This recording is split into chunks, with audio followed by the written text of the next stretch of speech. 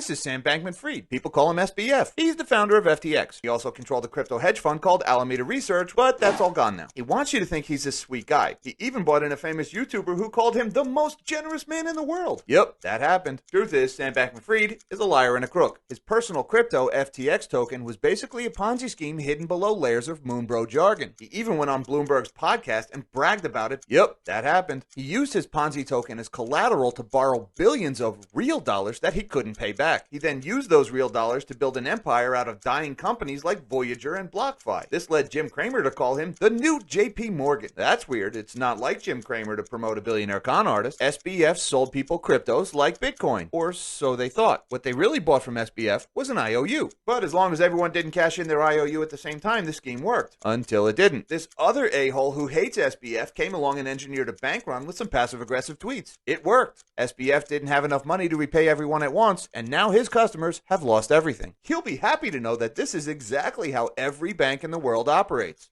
So where did all the money go? He misappropriated $4 billion trying to save his failing hedge fund. Whoops, that's a felony. He spent $21 million on Super Bowl commercials, $5 million for the big guy, $40 million in campaign donations. I wonder what he wanted in return. And everyone who's pointing at this story and saying, "This is exactly why we need to regulate crypto." Remember that SBF stole billions. That's already a crime. And he spent a lot of it on bribing politicians. Also a crime, in order to create a crypto monopoly for himself. Government regulations don't protect the customers. They protect the crooks. That's exactly what SBF was trying to do.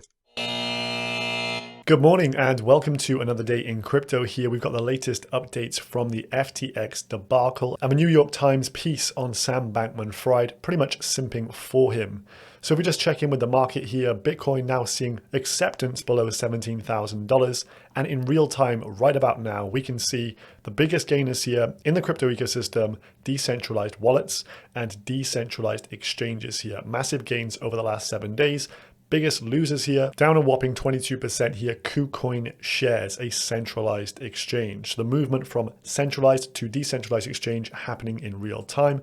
FTX price here, the FTT token, just $1.70 now. So the New York Times overnight have posted an article on Sam Bankman-Fried and the FTX collapse.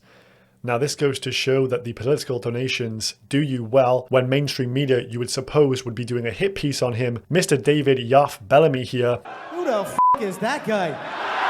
Who the f*** is that? Seems to be simping for Sam. Phrases like this. He lost most of his own fortune, not to mention the billions lost of customer deposits. And throughout this over 2,000 word spread here, there is no real grit in any of the questioning directed to SBF. We'll just skim through a few comments here because it is rather sad to read. But what you can see from this article is that the New York Times is pretty much on the side here of Sam Bankman-Fried. So in the interview that stretched past midnight on Sunday, Sam sounds surprisingly calm. You would have thought that I'd be getting no sleep right now, and instead I'm getting some, he said. It could be worse. Then in an explanation as to what occurred here, the collapse last week after a run on deposits left his crypto exchange FTX with an $8 billion shortfall, forcing them to file for bankruptcy. The damage has rippled across the industry, destabilizing the crypto companies and showing widespread distrust of the technology. Again, getting things completely wrong here. This has nothing to do with the technology, as they say. This is all about humans. We cannot trust human beings. Disintermediation by technology is the answer here. DeFi over Cefi. Terrible take, New York Times. Sam also goes on to explain how his mismanagement came down to a lack of concentration here. He says, if I had been a bit more concentrated on what I was doing,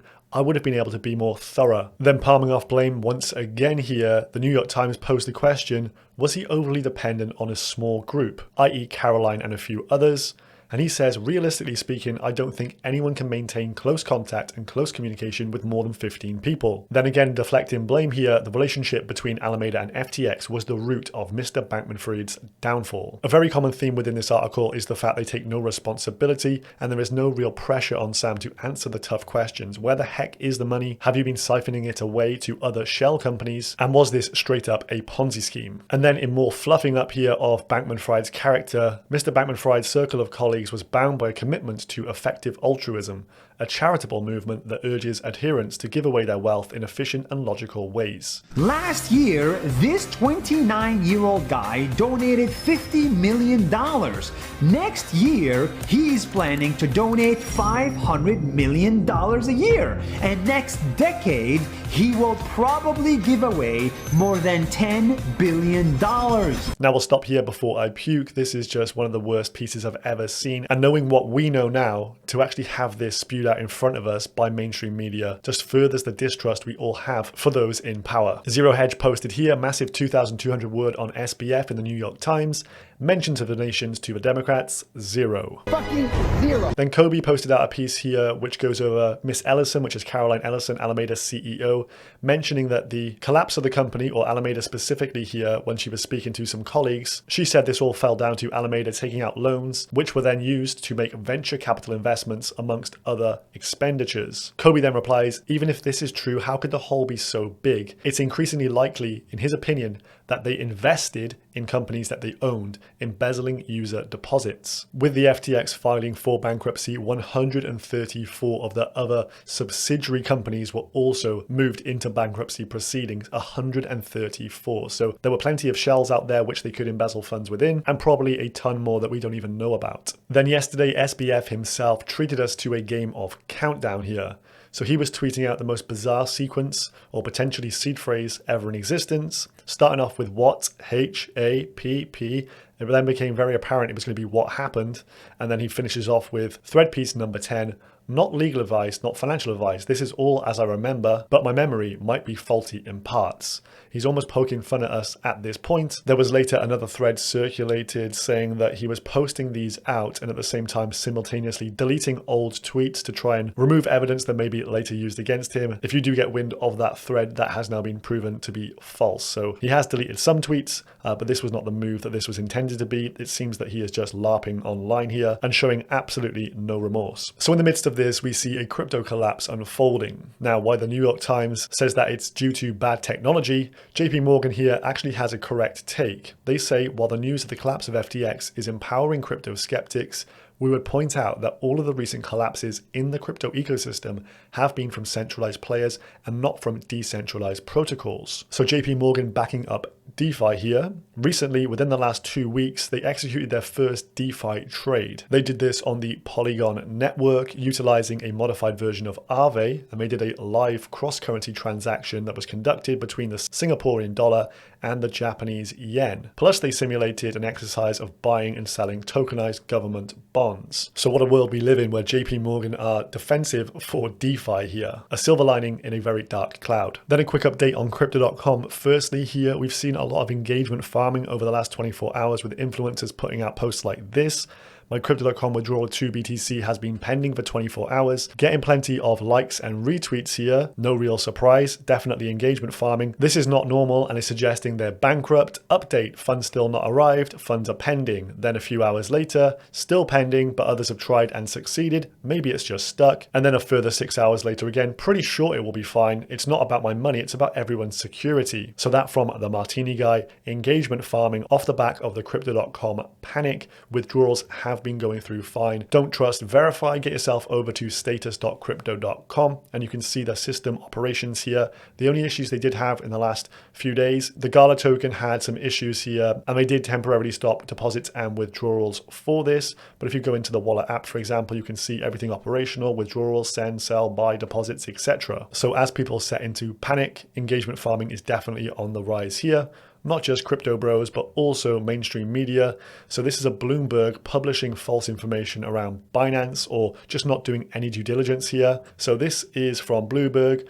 Binance reserves show them holding almost half of their reserves in its own tokens, around $23 billion in BUSD and $6.4 billion in Binance's coin BNB. A few hours later, they then redacted the article. So if we dig into this a little bit, so BUSD and BNB on the books of Binance made up roughly 40% of their holdings. However, BUSD is not Binance's own token. It is just branded and marketed by Binance. So behind the scenes, Paxos is the ones that actually operate this stablecoin, and this is regulated by the New York Department of Financial Services. Today, Paxos issues two US dollar-backed stablecoins, USDP, which is the Paxos dollar, and the Binance USD BUSD. So from what Bloomberg say, it would just be the $6 billion worth of BNB token on Binance's balance sheet that is directly attributable to Binance itself. So all in all of these jitters, this FUD, this craziness in the market has led to something positive maybe here, a bit of hopium, if you will.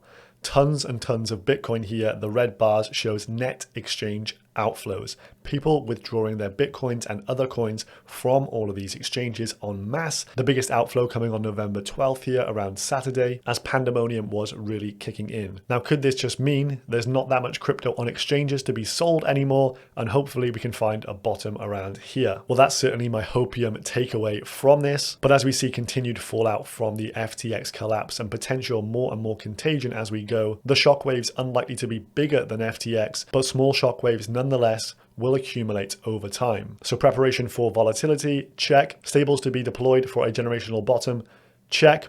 And I'll leave you guys with this, a very funny take of Chamath's encounters with the FTX team. Like and subscribe, guys, and I'll see you again tomorrow. He pitched us in that $17 billion round, and I did a Zoom with him.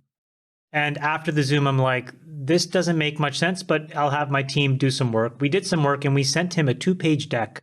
And the person that worked there called us back and literally, I'm not kidding you, said, go fuck yourself.